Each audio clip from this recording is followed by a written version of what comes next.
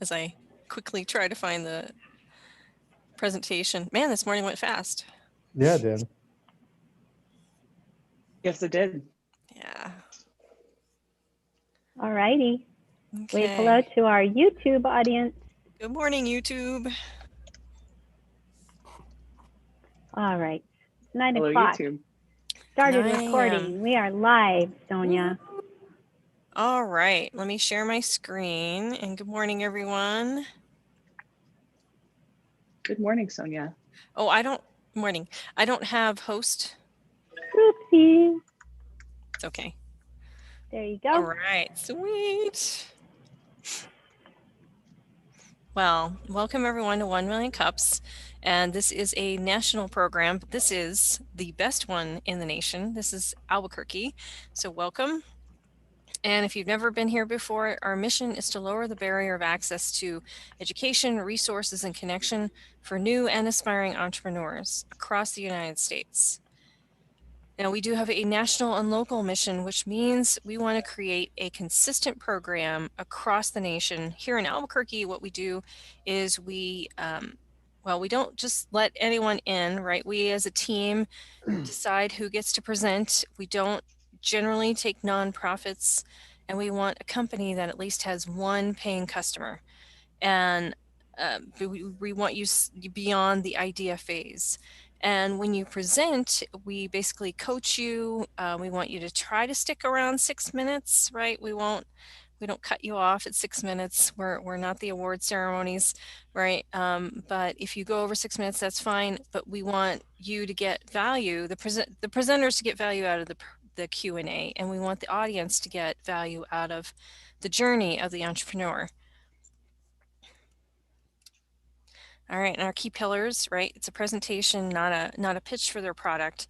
And we want to make authentic connections. So when what we mean is when you're here live and in person starting July 14th, or on Zoom, we're going to do a hybrid model. It means more than just handing someone your business card. It's really connecting with them over a cup of coffee. And it's run for the community, by the community. And we want to continually be radically and intentionally inclusive, meaning we want to see all types of entrepreneurs, all types of businesses.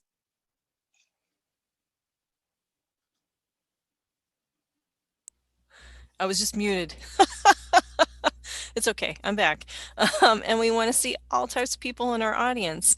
We generally have a lot of entrepreneurs, smart business people, or people who just want to be here to support Albuquerque entrepreneurial ecosystem. And then if you have a company and you have at least one paying client or someone's paid for your product and it's not your mother, we want you to apply. And you can just Google 1 Million Cups, Albuquerque, or maybe one of my cohorts will put the link in the chat to apply. And what happens next is our team looks over your application. We look over your website and your Facebook, and we decide, are they a nonprofit? No, good. And then we go from there and we decide yay or nay. And then someone contacts you about coaching and scheduling. And this is the awesome team. Paul Zotter, Lisa Atkins, my co-lead. We've got Eric Renz-Whitmore, Charles Garrison, and then myself. And as you can see, this is not our full-time gig. We all have work that we do. We all run our own businesses. So, but we do this because we love you guys, the audience. We love our presenters, and we love supporting this ecosystem. And these are our awesome sponsors that feel the same way. We have FatPipe which is a co-working space. And if you, I did not want to work from home today. It was too dark and gloomy. So I am at FatPipe, and so is Lisa. She's just down the ways from me. And great internet. There's a kitchen. There's a courtyard well, it's kind of rainy today. Don't go in the courtyard. But if you want a space to rent and get away from the dishes and the TV, come to FatPipe. And then there's Loza and Loza Intellectual Property. They usually get us our coffee. Morgan the Organized, who brings the creamer. And Jason Collin Photography, who is our official photographer. He is taking someone to the airport. No, picking someone up at the airport today. So he's not here with us today. And then we have Brian from Noventum who brings the donuts, or he's also brought his own baked goods in the past. So I look forward to seeing all these sponsors when we start back up. And again, right, we're going to do a hybrid model July 14th. We may have to limit the number of people in the building. We don't know yet. Well, no. Oh, that's right, because we're completely open July 1st. All right. Tomorrow, baby. All right. So we're going to do a hybrid model July 14th. And from then on, right, we'll be live at Fat Pipe BBQ as well as on Zoom. And is there anyone in the, we love to get new people to introduce themselves. Do we have anybody new here that would like to say hello? Oops. I would love for Andrea Romero to introduce herself.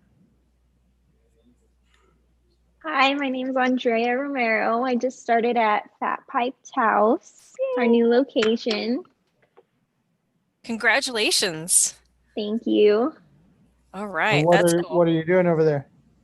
I'm just an office administrator, welcoming in guests. She's taking care of all of the members in the drop-ins. Yeah, never say just. Yeah, I know. I was thinking the same thing.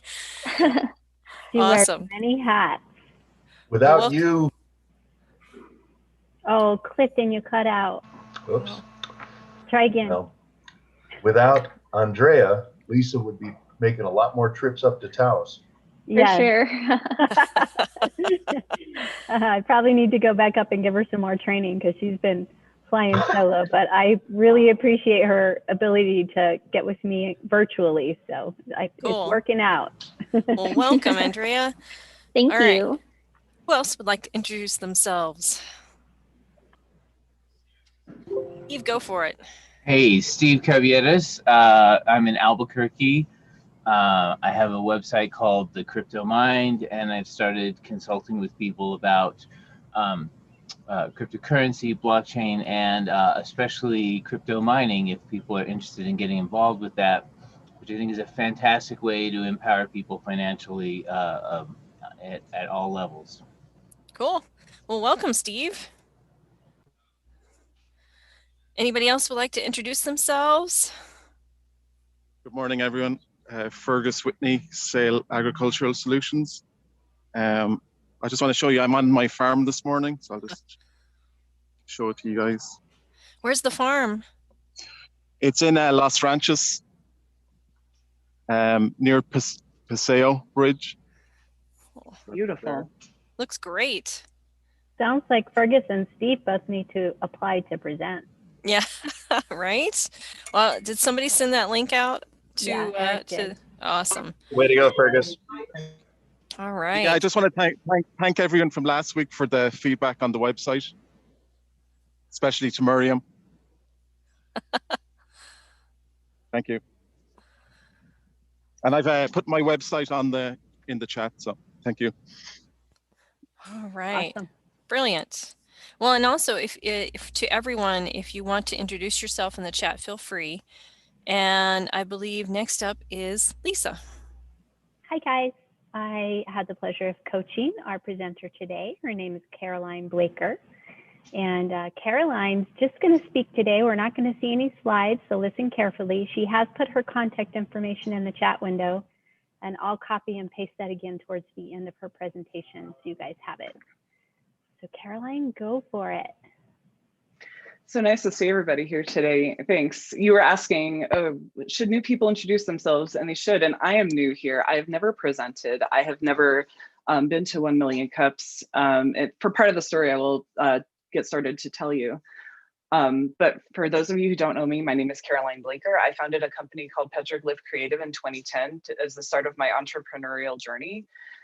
And today I am the founder and director of Aquarian Web Studio. So in 2010, I started Petroglyph Creative sort of being launched from a job and having very little to sort of in the way of options, wanting to stay in Albuquerque, but knowing very well that the project work was out there. So I decided to take a leap and do it. I had an office first, and then the business went home. I grew the business mostly through content management system networks, specialty networks nationwide, until it sort of reached a breaking point in 2018 when I had the maximum work that I could handle. And at the time, I also very conveniently found out that I would be having my second child. So fair to say that I was faced with the sort of need to sort of go up or down. I had the choice to diminish the business and really niche out and sort of wonder if the work would ever show up again, or I had the chance to make everybody happy, actually, and scale up. And so with a little bit of thought and hemming and hawing, that's more or less the decision that it came down to, and I decided to scale up. But those of us who have done that know that it's just not that simple. When you need help, you need an actual other person to commit to the work and to be there. I continued sort of personal networking through 2016, 2017. I did some talks at conferences, and I met my developer almost by accident at a workshop where we were seated together, and we began our work that way together. She came on board in 2018. I had a little more help from the outside, and suddenly it all came together. And I was able to take 6 weeks completely off, and then I took 6 weeks partially off, and it was just great. I recommend it. So mostly ups and downs. So I was looking to expand our services at that point because we had the need for a designer. But not all the time, just like we needed to start somebody in our cycles of work that could design things. So we were 2 developers at that time. And a few new clients came on, and some of them were like those true matches that you're really looking for, that we had one of, but it was really difficult to like put that person into like the single sort of column that we would serve. But these other 2 showed up, and they were tremendous for us. And one of the things that made that relationship different is that it was the level of trust. And so now we're dealing with like 3 clients with a deep trust in us, and they're asking us to do more work. They're asking us to manage social media. They're asking us to do writing. And I happen to know a content writer who is also my cousin, said, "Hey girl, do you need some work? Because I got you some work." And so she came on board too. So the 4 of us together sort of became this new team that had this. Oh, and by the way, I did end up finding that designer locally here in Albuquerque as a result of the coding boot camps. She had been a graphic designer who came into a coding boot camp, and it was her name is Demetria. It was very serendipitous. She's still a wonderful designer for us, and in fact, she designed our new brand. We make money by developing and improving websites in Expression Engine and Craft CMS, which I look at as 2 sort of high-powered WordPress alternatives. We have added content strategy and SEO, content support, social media management, based on the team based on all the things that we can do together, based on all of the ways that we can connect. And I ended up being trained in content strategy very effectively through a series of, or rather years of content meetings with one particular client who worked with a very high-powered SEO CRO agency out of Denver. So I was able to take on some of the skills that they were showing, like some of the processes, in order to facilitate sort of what happened when my clients came to me and said, "Can you please do this work?" And I said, "Well, yeah, I think so." And they were like, "Can you do what they do, but like just but light?" And I'm like, "Well, yeah, I can do that." And they're like, "Great." And so suddenly we were in content strategy, and it became a very comfortable place for me. It became a lot of fun. It restored sort of a feel of leadership that I had. It gave me a really important seat in the company. It gave me a way to promote us as something greater than just a web development company, but also use my skills in a way that I was growing into enjoying more and more analytical, more organized, more like big picture based rather than project to project. And with that, I think I may have gone 5 minutes. Awesome, Caroline. Well, I'll continue. Yeah, you've got a couple more minutes. You can tell us more. Okay. So getting into the particulars of 1 Million Cups, a business challenge that we're currently having is sort of getting past having the critical mass of business in order to become sort of employees together rather than contractors. My wonderful cohorts all have full-time jobs and have expressed interest in working for us full-time. However, it's impossible at this point with the level of business that we have. And one of the reasons I'm here today is just to tell everybody locally about the changes that we've gone through in the last 10 years, going from me as just the developer to the team of 4 that really does work together really fluidly and effectively. And we're interested in taking on projects that in social media accounts and like promotional, like work to promote your business based on like increasing your authority effectively. Now is a wonderful time to like reposition yourself as a post-pandemic sort of success story. And I think those stories are beginning now, and we're ready to sort of help with those things, establishing authority, talking directly to your users, customers, fluid communications that like, you know, and workflows that work for your company and for communicating with your customers. And that's about what I've got. Awesome, Caroline. So we're going to start taking questions. I'll kick it off and then we'll go to Sonia. How do you find clients now? We still find clients primarily through networks related to the content management systems that we work in. Those networks are sort of established professional networks like the Expression Engine sponsors network. I'm on that page, but also you know, I've been in this community of Expression Engine developers since 2010, and now it's sort of diverged into several communities, many of which I'm present in, and I've established a lot of trust and friendships with a lot of the folks in those communities. And there's a handful of leads that I get from high-powered firms within those networks.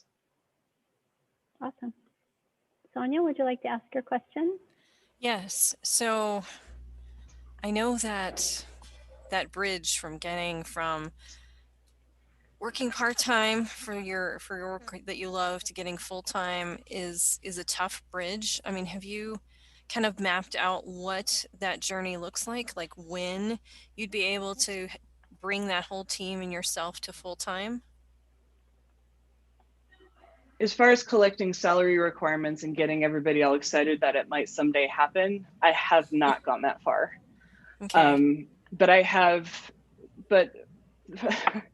I need a raise too. So that's also on the list. And so getting, you know, there's a few questions I need to answer for all of us. Like, what do we do with the profit money? Like, I'm still trying to figure out like where I should take that to somewhere else, probably out of the business. But the good news is that it's there. It's just, you know, we're doing everything right. We're sort of, and I think there may be some things that we can do with our website that that promote more of what I've just said. But I think it's starting to come into shape now in like this sort of digestion phase and like this talking about it phase. And so you can expect to see some changes up there for, like, related to this sort of like angle that I'm talking about today. Okay. I do suggest that maybe sitting down with West, and that's West with 2 S's, just to see maybe they can help you map out some goals. Because I mean, that's changed for me. If I have a specific goal, if I know I have this many sales, and it's helped me get more sales, being able to focus on the goal. So just a suggestion, maybe West would help you like figure out those numbers and what that might look like. I'm a current client there. They've helped me with a Oh. lot of things. I haven't actually gone and talked about goals with them because I feel like I've been very direct with that in the past, but or that wasn't really what I was struggling with. But I do see that I am struggling with goals. I'm not entirely sure how to make goals around this. There's really big goals, but the path is very fuzzy, and it's like, and sometimes setting goals feels like you're setting your own path in front of you, and maybe that's possible and maybe that's not, but it always has this element of, if I don't believe it, it's not going to happen. So I've got to set goals that I believe. I've got to set goals that I understand, that I've seen I've seen other people achieve. And that's another reason for me to be here today, is to talk to other folks who have done this. And I really am at like this place where I don't know what else to do necessarily. So knowing how to set goals around this would be very helpful, I think. Hey, Well, Carolyn, real sorry. quick, You also sorry. Organizer note real quick on the website. So in your contact information, you have your website set as aquarianwebstudio.com. When I click on that, it goes to a 500 error. It looks like it's aquarianwebdesign.com. Am I? It is. That's my fault. I'm still getting used to the diversion of the webdesign.com URL that we were able to get for the name versus what we were actually calling it. No problem. With Petroglyph Creative, my old business, that wasn't an issue. So it's just me. And I've done that several times, never in public, but here we are. No problem. Just want to make sure everyone. It's just me getting, and I'm sorry, it's just me getting used to it. Thank you for finding the real URL. Thank you. Was that your question, Charles, or? No, it wasn't. Your turn. My question is actually around Expression Engine. Sorry, audience. This is kind of a technical thing. Happy to do it. You use Expression Engine, and what we found is that, and we use Expression Engine. I love Expression Engine. I've gotten so much pushback from the community, though, in terms of everybody loves WordPress. So we've actually pivoted a little bit, and even though I despise WordPress and I love Expression Engine, we've taken on some WordPress work in recent days. What has your experience been with that? I've been able to effectively remove the last WordPress site from our books. There's one we have left. It's not really an active client, but we just actually migrated wh1.com to full Expression Engine last week. Wow, in completion. Okay. So it had been split between WordPress and Expression Engine. We've been maintaining that site just as it was, but it became time with growing technologies and using Nginx and going up to DigitalOcean that we had to it was really the time to sort of eliminate a lot of that code debt and go new into the code. So we did that last week. You guys. Finished it last week. Amazing. Thank you. Yeah. Thanks, Charles. Yannick, you're next. You have a question?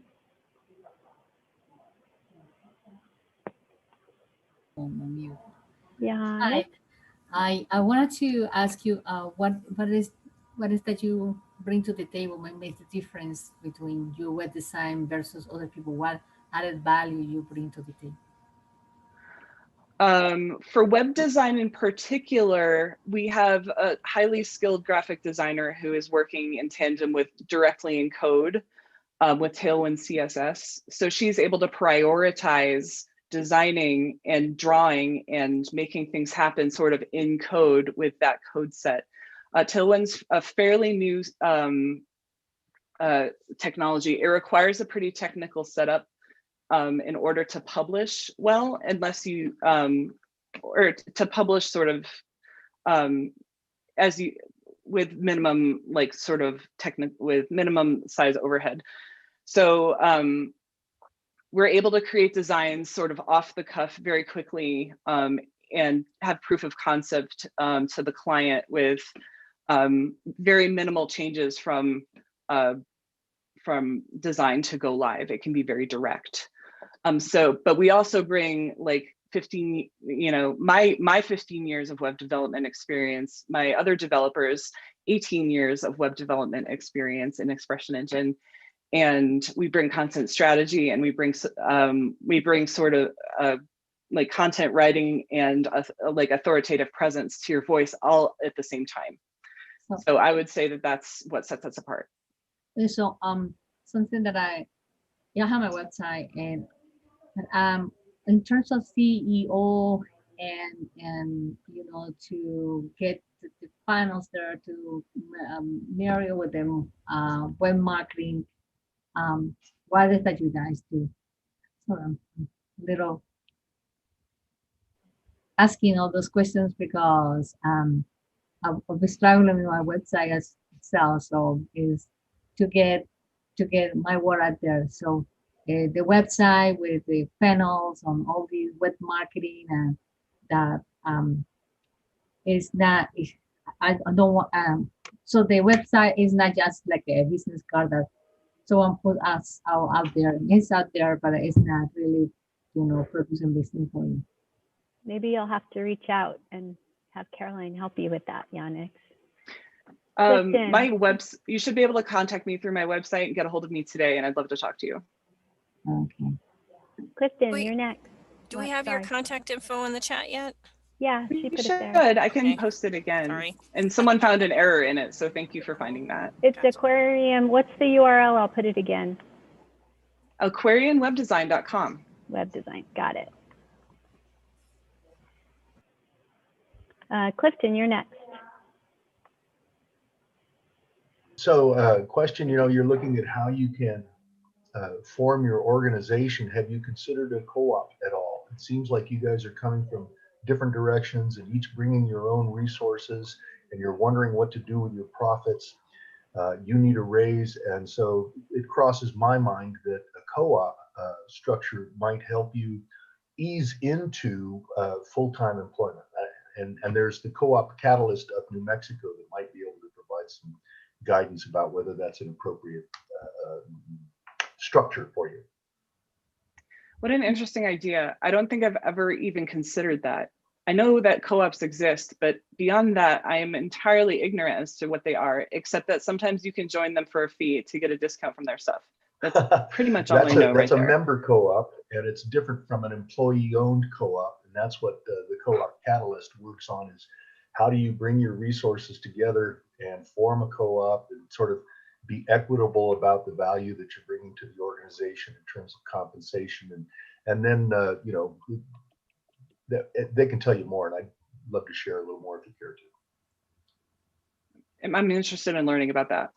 That's great, Clifton. Thank you. Thank you, Clifton. Awesome. Lots of people would like to know about that, I think. Miriam, let's hear your insights into goals and money mindset, please. Well, it's a little bit of what I specialize in, but you mentioned how you were a little bit afraid of goals because it might put pressure in ways that you weren't quite ready for, or you find yourself being a person that's kind of resistant to goals. And then you were also talking about knowing what to do with the money you're making and how to make decisions based on money. And all of it's about money mindset.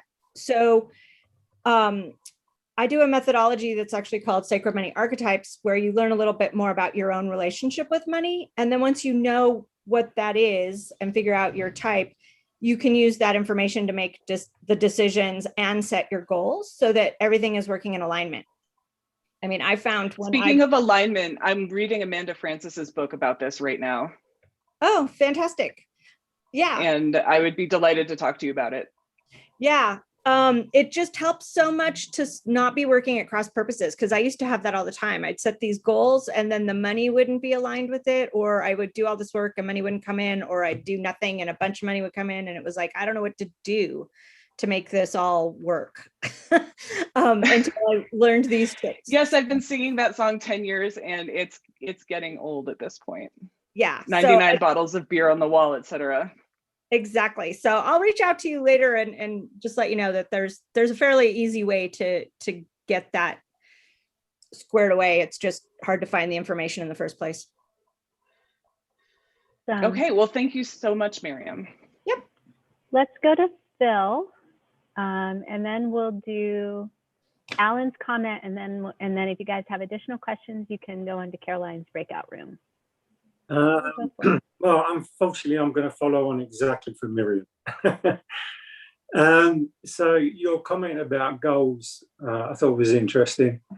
First off, I'd say, are you confusing setting goals for the organization or the company as opposed to things that you just need to do within the organization and the company? And I think you need to clarify when you're setting goals, that goals have to be something that are going to improve the organization and hopefully give you a competitive advantage and hopefully bring you in some money. And I work with a couple of organizations where when you have a simple strategy for doing that, and I call it OST, and it's the objective, you set the objective, the goal, and then you say to yourself, what are the higher things that I need to look at, the strategies that I need to look at to actually achieve that goal? And then within those strategies, what are the tactics? What are the things that you've actually got to do or that people can do, the other three members can do in your organization to help you achieve that goal? And it's really, if you keep it very simple, then it becomes easier for you to be able to define what a goal is and whether it's worthwhile chasing. Does it make sense? Yeah, and I feel like I've followed a process like that in order to sort of get to where I am and to have been able to achieve the things I described as like our history. I'm definitely at a place right now where I'm not entirely sure. I have to have ideas about what to set as a goal before I can set a goal and follow. And to get to, right now, I'm sort of like, I have these lofty ideas of what I think what this should grow to be, you know, for the good of all the clients and everything else. And I'm not entirely sure how to get there. Right. I don't know how to think about it. I'll give you a really easy template that's been out there since the 1960s. That's used by multinational corporations. And I use it with every client that I see. And even a one person can use it. And that's a SWOT. Sit down and do a strengths, weaknesses, opportunities, and threats. But concentrate on those strengths and weaknesses. And when you're looking at strengths and weaknesses, think about it in terms of what am I good at and what am I not so good at? So when you're looking on the strength side, put down what you know you are strong at, but think about it in the terms of what am I good at? Okay, what does my organization do good? What did my people do good? What can I do good that I do that is good? And then on the weaknesses side, where you feel you're weak as an organization, and think about it not in a negative term of what am I bad at, but what am I not so good at? What could I improve upon? And then that will help you define what your where you want to go moving forward. The other two boxes, the opportunities and threats, are exterior things of your company.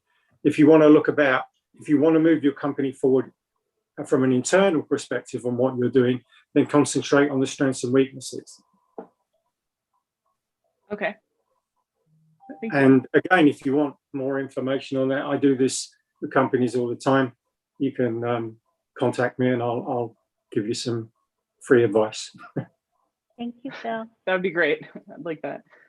Okay, Alan, you're last. You're last up. I think you've gotten some wonderful advice. I really encourage you to sit down with Miriam and Phil. I think they can be a great help to you. A simple analogy for goal setting is if you decided you wanted to take a trip, one of the first things that you would decide to do is determine a destination. Because if you get in your car and you say, I'm going to go on a trip, and you just drive on the road, you will travel many miles, but you won't get anywhere. Yep.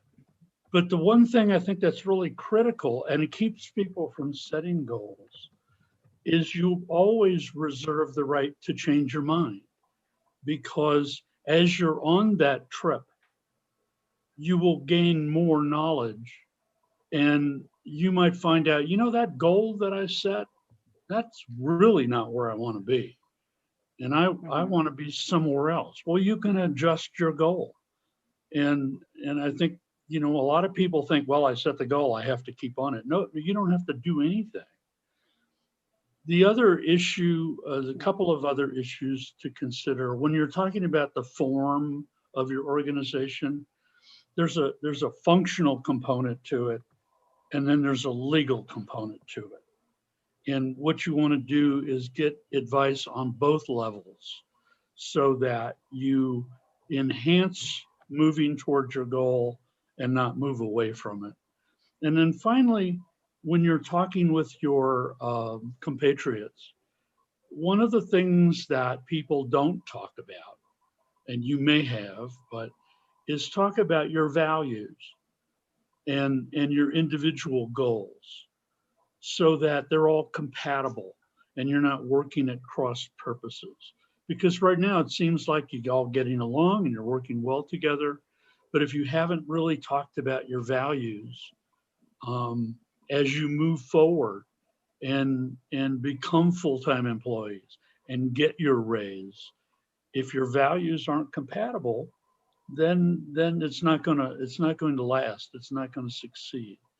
So you're saying values internal amongst one another versus, you know, the company values, which are sort of externally filtered versions of the internal ones. Yeah, you really have to talk about your personal values, and to the outside or to one another. To both. I mean, but you're speaking directly about talking within walls, right? Like setting up meetings, talking about values, discussing values. Yeah, what's important to you? What makes you work and happy and fulfilled as an individual? Okay. I have a very dear friend who was in a 4-person partnership, and they never talked about values. When the whole thing fell apart, it fell apart because one person wanted to make as much money as he could. The other one wanted something to do during the day. Another one wanted to be an executive and put his feet up on the desk. And my friend just wanted to do good work. Well, those were totally incompatible. Watch that happen. Huh? I'm sorry. I've seen that in the wild is all. Go ahead. Yeah, it's reality. And it's not good or bad. I mean, we all have different values. It's just identifying those values and ascertaining if they're compatible and work well together. Because if you haven't talked about it, then you don't know. Just the fact that it's worked is not relevant if you haven't talked about those things. And as you move forward, right now you don't have money to split up, so everything's fine. It's when organizations are making a lot of money and you start dividing it up, then those differences make themselves apparent. And it's just from my experience, just a thought for you. So best wishes. I think you have some really good things going on, and I hope it works for you. Thank you. You're welcome. Hey, Caroline, are there any other of your team members here today? Would you like to introduce them? Well, I've got a few team members here.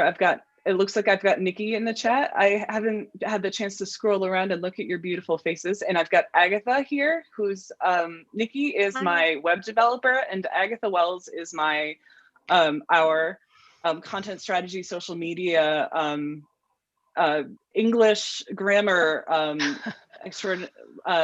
We've got a grammar person. She has a master's degree from Carnegie Mellon in English. So we got, we've got the talent, but she's terrific with meta descriptions, folks. I mean, incredible.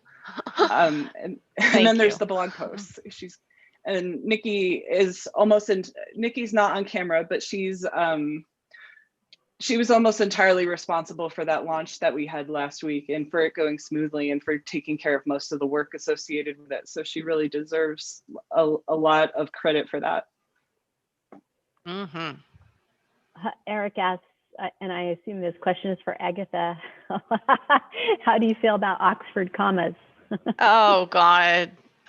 It's contextual. I mean, it's called Oxford for a reason. So if you're writing an academic paper, it probably makes more sense. But in marketing writing, I would streamline where possible. That's my short answer. All right. So we have 2 more questions, Caroline. First question, red or green? I am Christmas. I had it last night. I know what that means now. Yay. That's good. Agatha is new to Albuquerque. She's brand new to this town. She moved here from Leesburg, Virginia 2 weeks ago. Oh, welcome, Agatha. Thank you. She's staying in a casita on the west side, and she's going to get an apartment soon and we're going to all be together in person again. That's but also with Agatha this time. Very good. Sorry, back to the questions. What is the one thing this community can do for you? So I wrote this down. Let me look at it. All right. So we're looking to grow. We have the bandwidth. We're ready to give it away.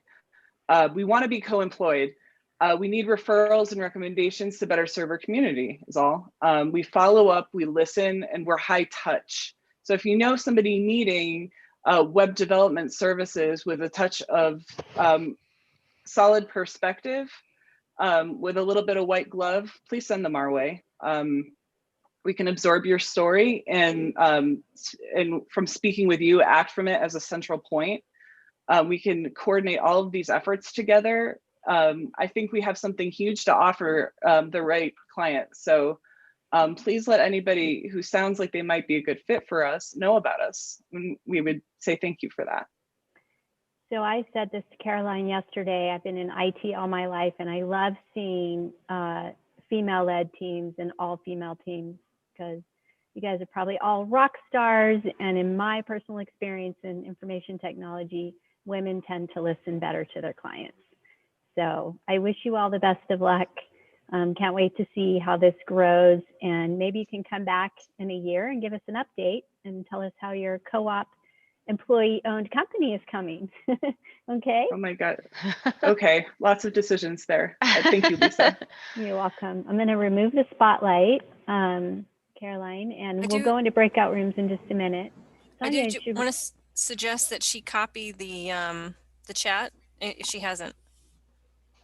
Yeah, and if you forget to copy the chat, I'll send it to you, Caroline. Just let me know. Thank you. I'm just gonna. I won't copy it very well while on camera. So yeah, we'll get it to you. All right, guys. So I guess we have time for big wins. If anybody has any big wins, please feel free to share. I've got a win. Let's hear it. I submitted to Denver Startup Week to present, and I haven't even shared it with anyone, and it's already got 6 votes. So I'm excited about that. If anyone here is interested, I am sharing the link. You're welcome to vote for me. I'm basically doing a workshop on getting people's ideas on paper so that they can publish their books. Awesome. Cool. Way to go, Sonia. That's really cool. Paul has a win, and then Phil has a win. I don't have a win. It's not my win, but it's a win for the community. Some of you may know that Twistle, which is a medical software firm, was acquired for $100 million. And not even 5 years ago, they were big news when they won the ski lift pitch for 10,000. So that's the trajectory for a local software company. Bask in the glow, everyone. Yep, creating local wealth. That's what we like to see, because they'll always reinvest in the community. Love it. Phil, you have something to share? Yes, finally I have got my book. Good job. This is, I don't know what you call this, Sonia. It's the pre-book that I have to go through just to make sure it's 100% okay before I put it in for publication. If you want the official word, it's the proof. It's the proof. Yay! That'll do. And I'm going to proof it this week so that they can finally go and start publishing this book that I've been agonizing over for the past, I don't know how many months, 18 months. So big step. Congratulations. Anybody else before we go to breakout rooms? Awesome. Let's hear it. I quit my other job. Woo! Yesterday. All right. Yay. Throwing all my eggs into the basket of Matt's Mushroom Farm, and doubling, tripling down. Maybe throwing the eggs is not exactly the right metaphor. Gently dropping them all into the basket. So it's already been a huge difference to not have my attention split that way. So here we go. That's awesome. Congratulations. Congratulations. That's awesome. All right, guys. I think it's time to